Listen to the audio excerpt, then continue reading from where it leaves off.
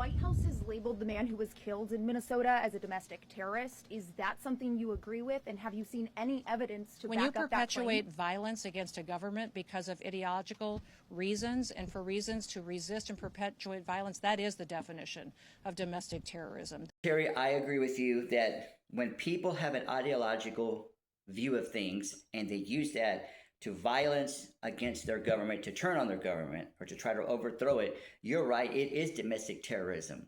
Now, I don't think that these people here that are not liking how things are being done in Minnesota are domestic terrorists. But let's take your thought. That also means that on January the 6th was domestic terrorism, wasn't it? Because not only were they protesting, Secretary, they kicked in the door, they went running in. They beat up police officers. That has to count as domestic terrorism. They were looking for representatives that they could hang and harm and whatever they wanted to do. That's domestic terrorism. I mean, they destroyed government property. So, but let's keep going. I noticed that there's a problem with the Republican leadership regarding accountability. As an example, let's take the same thing. We know that since January the 6th happened, we know that the Democratic leadership was like, this cannot happen, it's not right. And there was even Republican leadership with them saying, hey, you can disagree, but trying to overthrow the government, domestic terrorism, as you said, Secretary, is wrong. So we have people that are waiting for trial. We have people put in prison, convicted, etc. Donald Trump takes office. He's like, you know what? Don't worry about it. But there's another time that this has happened. Oh, slavery.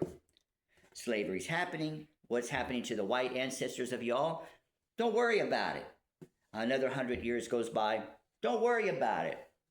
Civil War happens. Don't worry about it. Lost the Civil War. Don't worry about it. And we're all these years later, and white leadership from the Republican leadership is still saying, don't worry about it. Yes, there was a time that the Democratic leadership was that way, and it's changed. Now it's gone from the Democratic leadership to the Republican leadership through time.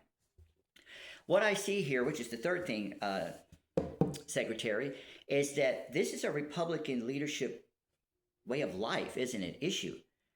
Slavery happened, you said, don't worry about it. January the 6th happened, and you said, don't worry about it.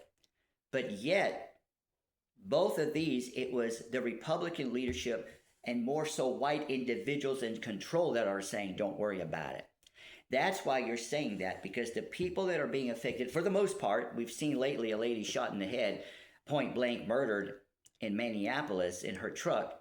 We've seen, that's probably one of two white people that have either been killed by ICE, but you see where I'm coming from. So the majority of people that are being harmed are people that are not white. And the people who do the harming look at each other and say, don't worry about it. And like I said, it's not all white people. It's about the Republican leadership's the problem here, that there's a lack of accountability.